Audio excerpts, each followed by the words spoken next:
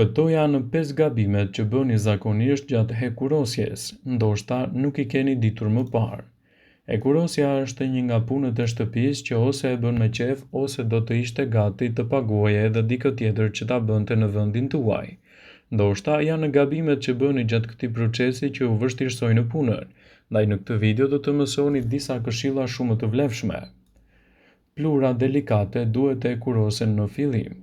Hekuri kërkon edhe kohë të ngrohet ashtu si kërkohet edhe koha e ftohjes, kështu që filloni me veshjet e mëndafshit ose poliestrës që nuk kërkojnë shumë nxehtësi dhe më pas me materialet e pambukut. Nëse veshja është e përbërë nga disa materiale, zgjidhni temperaturën e duhur për materialin më delikat. Mos hidhni ujë nga rubineti te rezervati i hekurit, pasi kështu do të krijojë kalcifikime.